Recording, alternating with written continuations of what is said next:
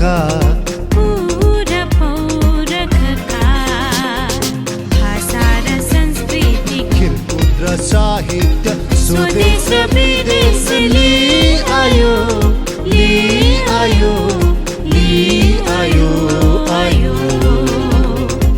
Old is gold be, old is gold be, old is gold be. Old is gold B.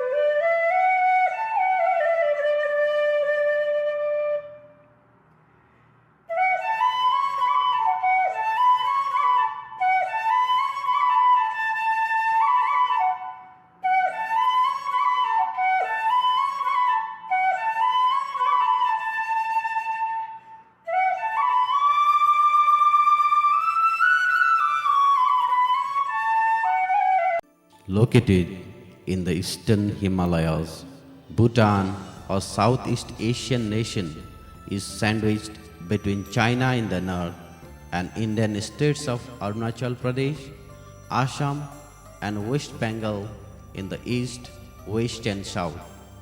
It has its capital, Thimphu, located in its western flank. Neutrum, as its currency is, stands out a little harder. Bhutan has a total area of 38,394 square kilometers with altitude varying from 180 meters to 7,550 meters above the sea level. Formed by different ethnic groups, the total population of Bhutan is close to 7 lakhs. Local time of Bhutan is 6 hours ahead of GMT and half an hour ahead of Indian Standard Time. Bhutanese follow Mahayana Buddhism and Hinduism as their religion. The Bhutanese way of life is greatly enriched by religion. Most Bhutanese homes have a special room for prayers, which is known as a mandir or a chasham. National symbols of Bhutan comprise of the national tree, the saibrush, blue poppy as the national flower, takin as the national animal, and raban as a national blood. Archery, which is played with zeal and enthusiasm, is the national sport of Bhutan. Brief introduction of people. Bhutanese are friendly and hospitable people. The large majority of Bhutanese people are a homogeneous group divided linguistically into 3 broad subgroups such as Lotsampas, Sarsops, and Ngalongs. Besides this, there are many smaller subgroups many with their own language, which forms about 1% of the total population. Some of these groups are Bumthaps in the Bumthang district, Shanglo in the east, Layapas in the northeast Bhutan. The subgroup of Lotsampa, which now forms a large section of Bhutanese population, joined the Sarsops and Ngalongs and helped during the last century to develop a greater variety of Bhutanese mosaic. Entry of Lotsampas in Bhutan. Lotsampas, the people of Nepali origin, has a history of its own. Rome was not built in a day. This cliché applies to the entry of the Lotsampas into Bhutan too, which took place in 4 distinct phases. First phase, Queen Brikuti Devi of Nepal and 33rd King of Tibet, Songtsen Gampo, initiated the first Nepali settlements in Bhutan in about 649 AD. Brikuti Devi requested Songtsen Gampo to take a team of Nepali artisans from Kathmandu Valley for the construction of monasteries in Bhutan. Second phase, Shindu Raja, the ruler of Bumthang district, invited Guru Rinpoche to Bhutan and further requested him to bring along with him a group of Nepali-speaking followers and assistants in 747 AD. These Nepali people settled down in Bhutan along with the former group. Third phase, King of Nepal, Ramsha, warmly welcomed Lama Zabdrung Nawang Namgyal in 1624 AD. By signing a formal agreement and a document, Ramsha gave 42 families, including carpenters, masons, and skilled artisans, to construct jongs and monasteries in Bhutan. Subsequently, they were given land to settle in western Bhutan. Fourth phase, Zabdrung Nawang Namgyal, again in 1640 AD, visited Kathmandu Valley during the reign of Dhammar Shah to further strengthen friendly ties. While returning to Bhutan, he took many more Nepalese people along with him. Nepali-speaking people, termed as Lotsampas, slowly diffused to various regions of different districts of southern Bhutan. Treatment towards Lotsampas and social integration. The fourth hereditary king of Bhutan, Jigme Singye Wangchuk, then initiated the policy of social integration in order to check the rise of communalism. Lotsampas were encouraged to marry Ngalongs and Sarsops by motivating them with monetary rewards as shlera. Education and health facilities were provided on gratis. Lotsampas by degrees got accommodated and assimilated among the Sarsops and Ngalongs. Government provided loans to develop agriculture, house construction, and livestock farming. The Lotsampas continued to enjoy these facilities till a wraith-like day stood in front of them. They call it a doomsday, and they call it so even now. King Jigme Singye Wangchuk and his acumen feared about the devotion, skills, talents, and creativity of Lotsampas, anticipated fear of losing power in the long run, forced him to start a cruel census policy which made the Lotsampas its easy victims. Census policy and growth of resentment among Lotsampas. The happiness and prosperity, however, of the Lotsampas were replaced with disillusionment and adversity after 1989 AD. The census policy of royal government of Bhutan swelled and sowed the seeds of resentment among Lotsampas. According to Censorship Act of 1985, Lotsampas who had already settled in Bhutan prior to Act of 1958 were treated as genuine Bhutanese and placed in the category of F1. The people of other categories had to pay a fine to the government. Nobody was allowed to marry a non-Bhutanese ever since then. A rather unique census exercise was undertaken in southern Bhutan in 1985, based on the new citizenship policy. Mrs. Sita Mote committed suicide in Chokana Gewok in Chirang district as a protest towards the evasive ploy of the royal government of Bhutan in the name of census. She was graded as F4, categorized Bhutanese simply because she was married to a Bhutanese man. One of the senior most Lotsampa representatives of the Royal Advisory Council even advised the former king, Jigme Singye Wangchuk, to amend the census policy that otherwise was geared against the Lotsampas. But the royal government of Bhutan turned deaf ears towards the otherwise benevolent come philanthropic plea. The royal government of Bhutan began demanding tax receipts of 1958 to establish evidence of residence in Bhutan on or before 1958 AD. Based on the criteria, census teams categorized southern Bhutanese under different F groups. F1, people falling under this group were considered genuine Bhutanese. F2, those who left Bhutan and returned were stuffed into this group. F3, people who were not available during the time of census were put into this group. F4, a non-national woman married to a Bhutanese man was included in this category. F5, a non-national man married to a Bhutanese was included in this group. F6, children legally adopted were included in this group. F7, all migrants and illegal settlers were included in this group.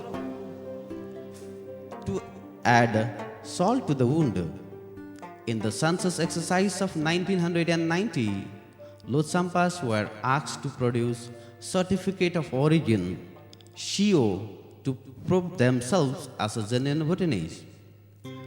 Those who failed to produce the certificate of origin were asked to forcefully pay a huge sum of fine, which was an indirect pressure to leave the country. The exclusion of Nepali language from the curriculum further intensified and frustrated Lotsampas to drag towards the agitation. Lotsampas were to render free services in terms of Gundawala, of forced labor on roads and mines. All government constructions such as roads, bridges, schools and local government offices, and even army loads were to be carried out through compulsory labor without any wage, even though the government received foreign aid for such works. There is no record, however, of labor used from Ngalong community. In fact, forced labor policy and practice in Bhutan was a type of slavery system. Lotsampas had great contributions in the national development, but nothing is written in history about their contribution in sweat and blood. While both men and women were free to choose their partners for marriage and both can initiate a divorce in Ngalong community, a complex caste system prevailed in the Lotsampa community. Before 1988, policy of one nation, one people, one language, one race was promulgated, making national race Goenkwira compulsory for the Lotsampas. Peaceful demonstration in Bhutan. The first peaceful demonstration took place in 1948 AD in Dagana district. Bhutan State Congress was launched in 1952 AD. It launched Satyagraha in Sarpang district in 1953.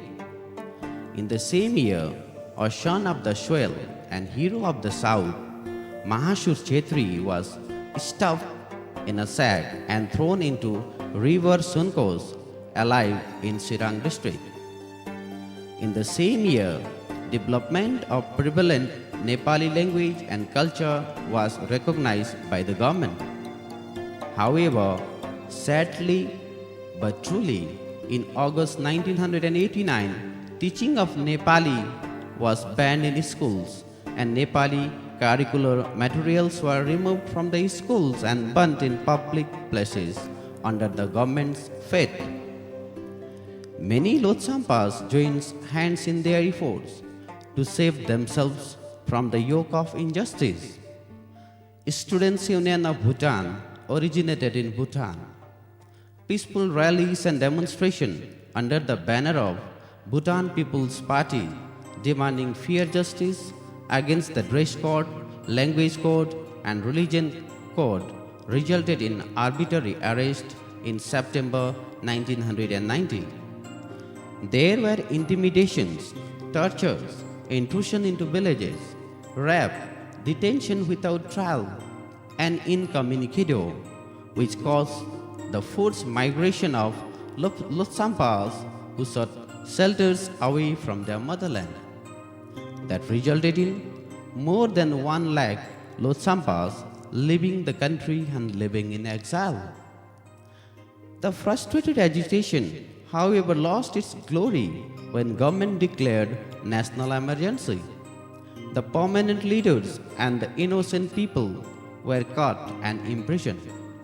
Many of them were killed in prison itself and others got severely tortured.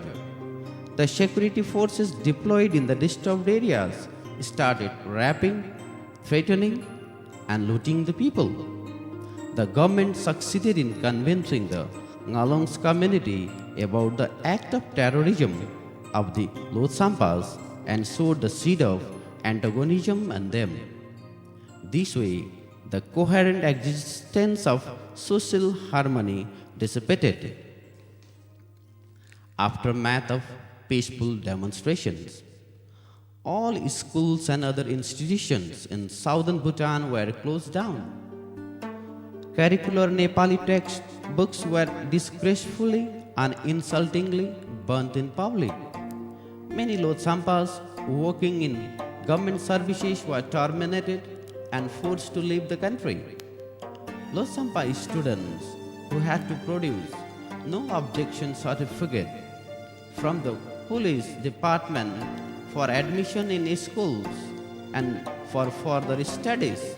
If any member of a family was involved in the peaceful demonstration of 1990, they would not be admitted or get any post in the government services. If any member of a family took part in the peaceful demonstration, he or she was asked to leave the country. Apple gardens, cardamom orchards, and orange orchards, and all the movable and immovable properties were seized by the government. People had to sacrifice their productive land and comfortable living and had to vacate the country. Sealing of southern borders took place from 1990 to 1995, and some settled in India, and thousands of people were compelled to seek humanitarian asylum in 7 camps in eastern Nepal. The Royal Bhutan Army deployed in the southern Bhutan started torturing people by even passing urine to their mouth for the want of water, raping innocent women and burning public houses, and even giving inhuman treatment and adding rape cases here and there in the villages.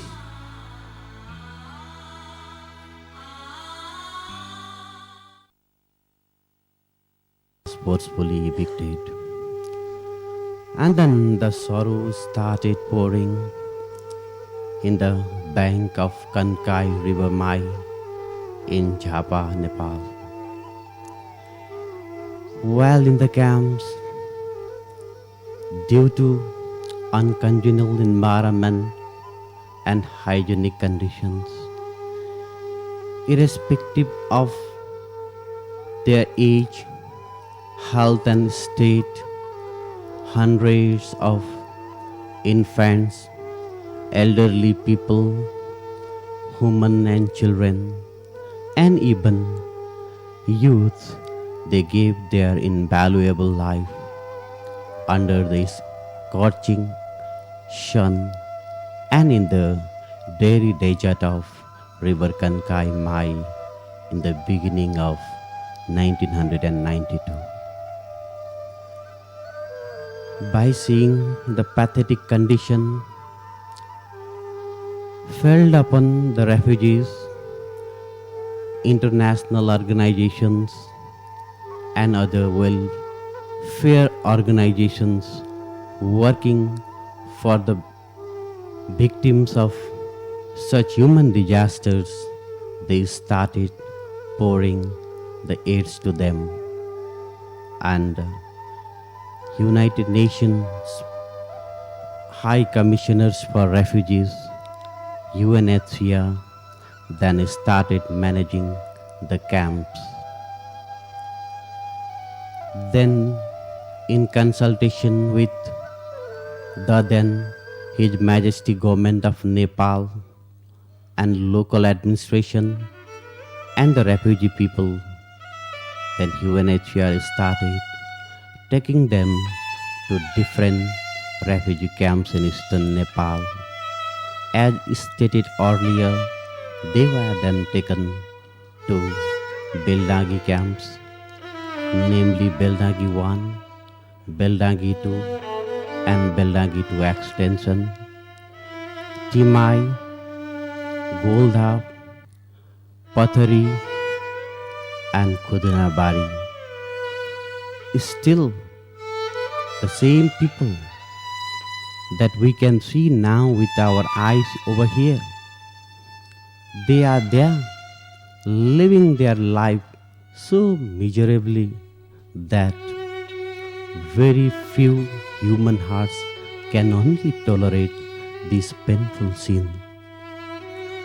Still, the wound that they had before is still alive, is still itching, and reminiscence of their youths and children they lost back in Kankai Mai, they have kept in their mind and shall be keeping throughout their life.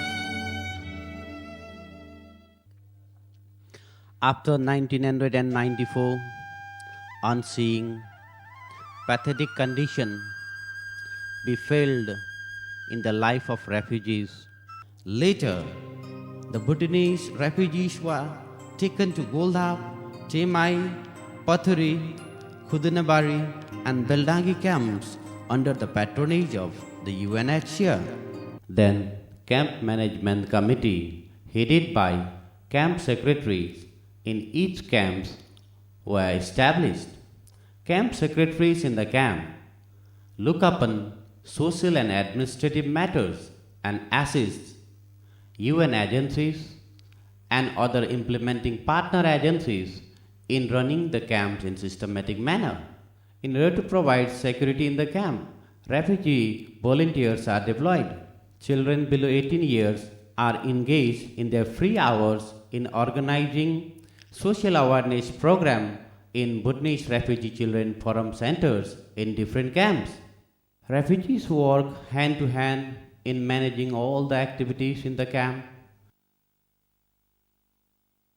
After reallocating in the different camps, Bhutanese refugees started building in them sense of brotherhood, sense of helping hand, and looking after the elderly people in difficult hours. Elderly people are said to sit in the public places for their comfort, and in order to refresh their otherwise mind through different activities. Not only this, irrespective of their sex, male and female are seen involved in constructing official blocks, distributing rations, and looking after the welfare of children in the camps. Even old people, they reach the ration stores to collect their share being provided by WFP for a period of 15 days. And the disabled people are encouraged and trained for their livelihood by developing and building their skills in maintaining their life positive. People regard elderly people their living history in the camps, and old lady everyone can see now has her own history to tell the outside world for being in the miserable state in the refugee huts. Numerous youths, elderly people, they sweat whole day and night to make their life is involving into different activities including smithing, tailoring, and performing day-to-day life activities. In the scorching sun, working with the fire is the compulsion for the people in the camp to maintain their livelihood in order to meet expenses for the education of their kids in the camp. Health is wealth is true universally, but to the Bhutanese refugees, it was an exception. However, they wholeheartedly thank Bhutan Health Association volunteers who work in collaboration with AMDA Nepal in taking pulse of the seekers day and night. They thank AMDA Nepal for providing the basic health care, though not to the desired quality.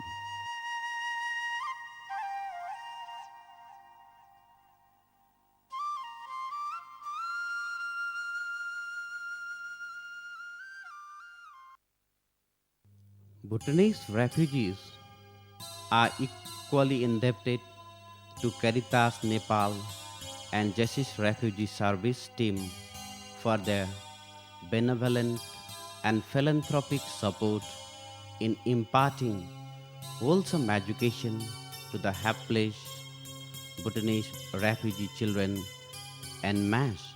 Bhutanese refugee children, right from the beginning, were involved in different activities. They were trained to learn the value of discipline, dynamism, and development through education towards respecting their seniors and showing love towards their younger generation. And they were taught English, Nepali, and Jonkha, their national language, in the campus schools in order to make them able to recognize themselves from others later back in Bhutan. Bhutan is my country, and all Bhutanese are my brothers and sisters. Respect I love my country. teachers, and all of my dear friends. Today the third of the day is collected from class 10C and it begins like this. Voluntary If you want a helping teaching hand, services in the campus schools by educated Bhutanese refugees is a praiseworthy job. Their selfless service towards the community shall remain in their mind and memory in all times. People in the camp, they regard teachers as the path shower, guide to lead their young generation towards the destination. And in the camp, people regard education their ultimate wealth.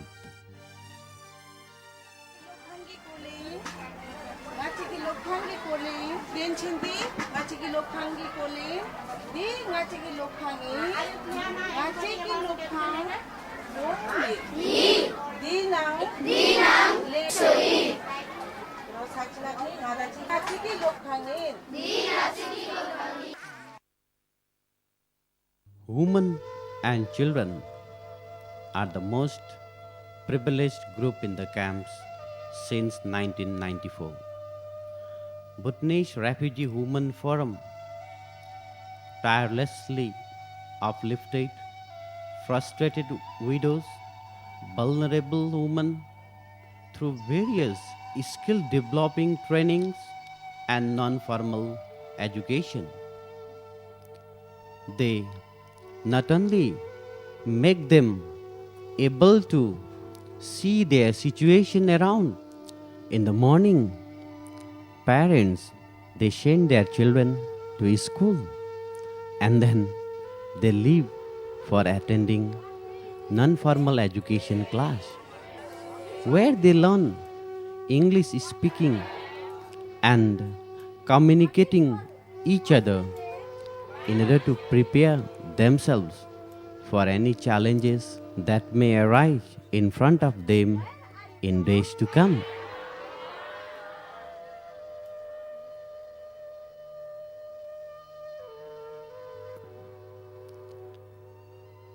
Bhutanese refugee women volunteers, they work for developing and planning the skills among the women and in order to empower them back at home to tackle the problems and in the society to mingle solving different problems among the women and children, working together in hand to hand with male people.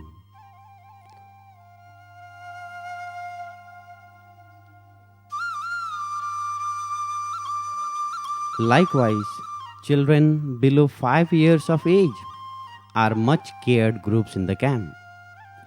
They are cared in the child play center and they are taught there to learn and to make them ready for their entry in near future for their entry to the formal education stream.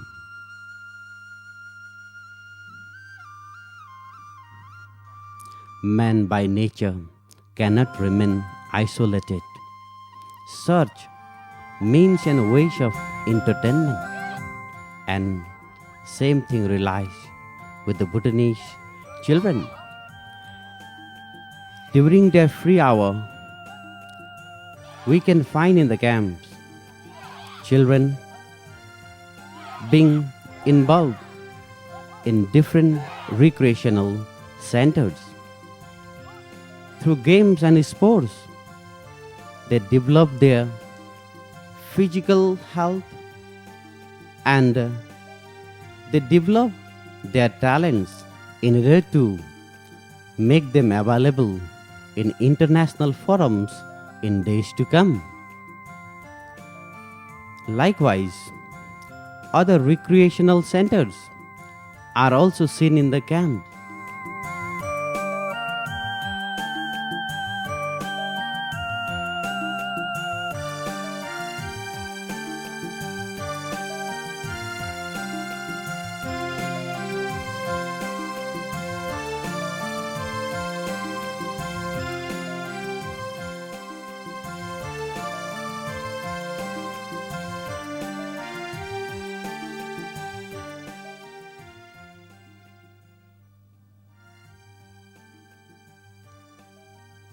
creative people in the camp.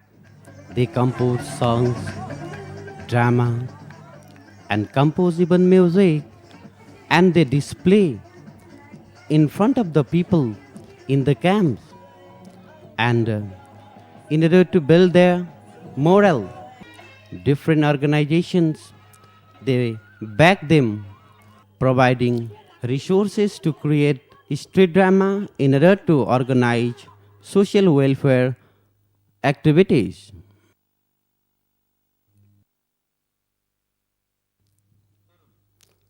Multi-religious people live in harmony, building a sense of brotherhood in the camp. People of different religious groups, they perform and enjoy the religious functions according to their customs and traditions, and in different events they are seen in the camp, making young generations aware of the ongoing situation through different recreational activities and the way how they mourn during the loss of life of their beloveds in the camps. Children are educated in the camps for different purposes in order to give continuity to their beliefs being followed by their ancestors and to keep up for their future days.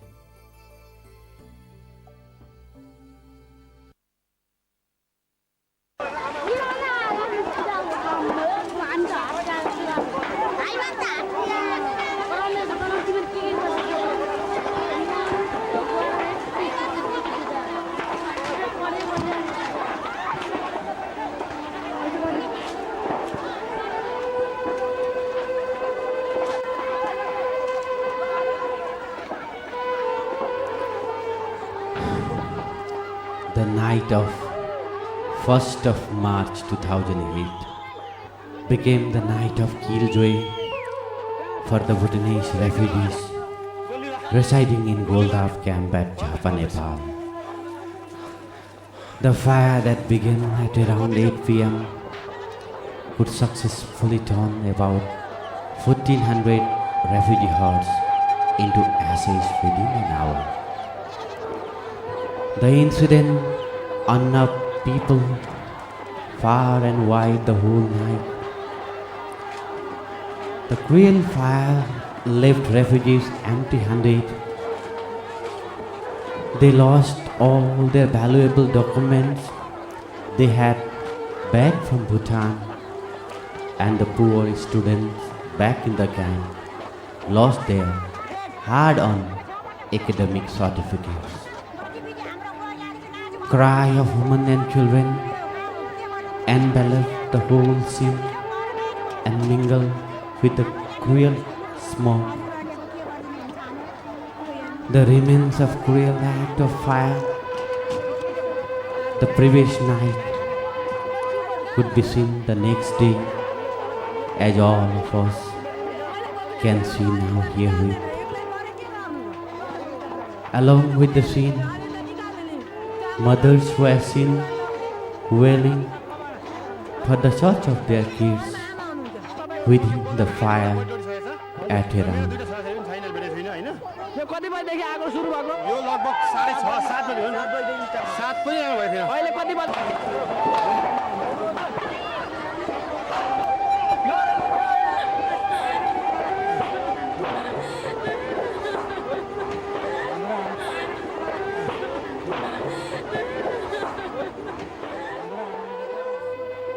The next day, people rushed to the site to find if they have left anything unburnt.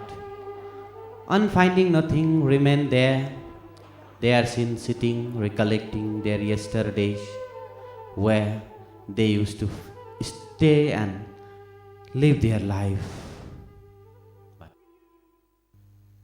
Such difficulties are innumerable in the life of refugees, and one cannot explain in a time frame manner.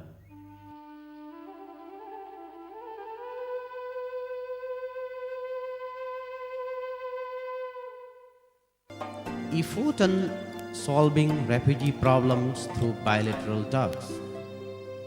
The Bhutanese refugee crisis didn't remain untalked of.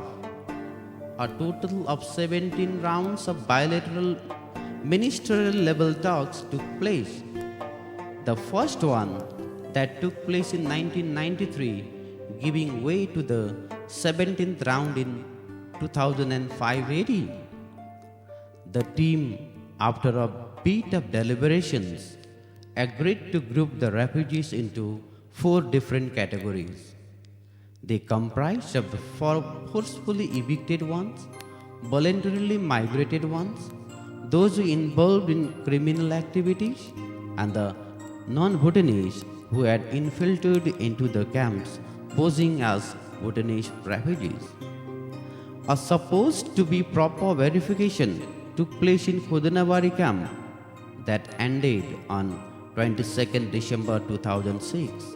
A fully unbelieving outcome of this verification endeavor was declaration of a 3-year-old child, Deepa, a criminal.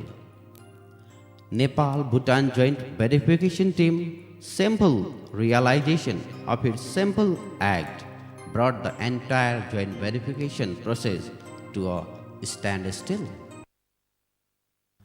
At different times, since from the onset of the refugee camps, refugee representatives organized peaceful rallies and other peaceful efforts to return with dignity the exiled Bhutanese citizens to their home states.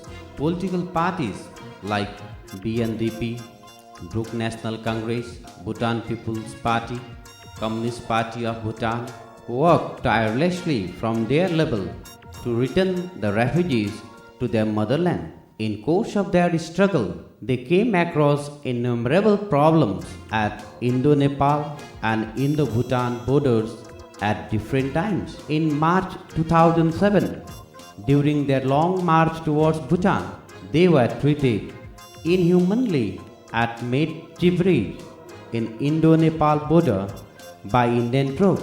In the similar manner, at different times in Indo-Bhutan border, Bhutanese refugees were inhumanly treated and taken back to Med Chibri.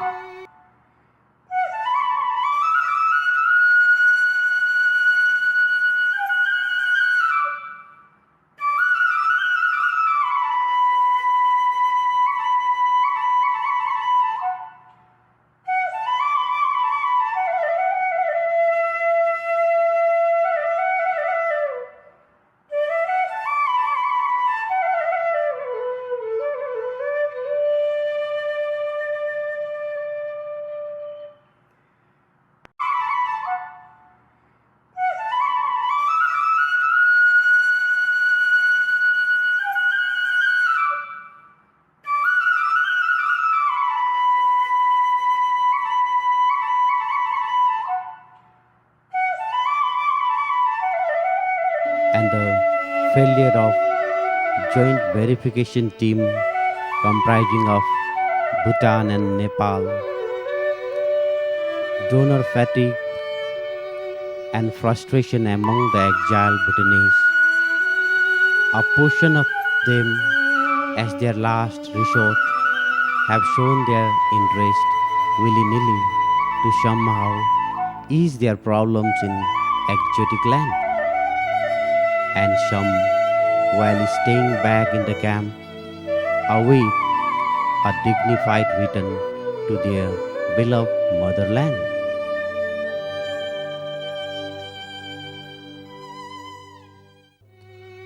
Objectives of this video documentation.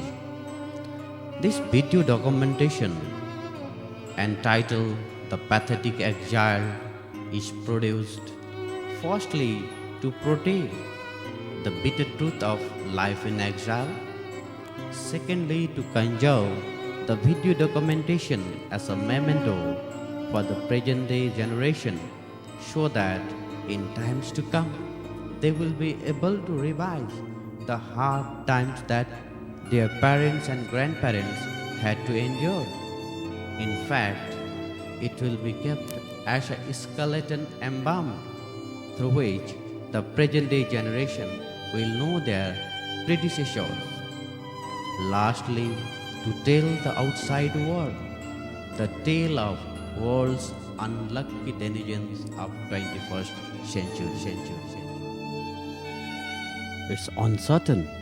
No one knows to what direction their fate shall drag on and land.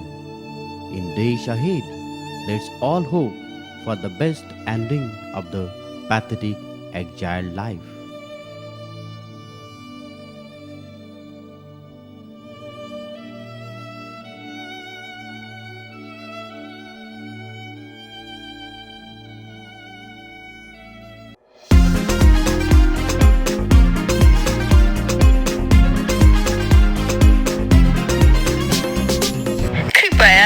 हाम्रो च्यानललाई subscribe गर्न र bell icon थिच्न नभुल्नुहोला। हामी जिउँदो इतिहास अनि वर्तमान बोकेर आउनेछौँ। तपाईले खोज्नु भएको भिडियोहरू निरन्तर जारी गर्नेछौँ। धन्यवाद।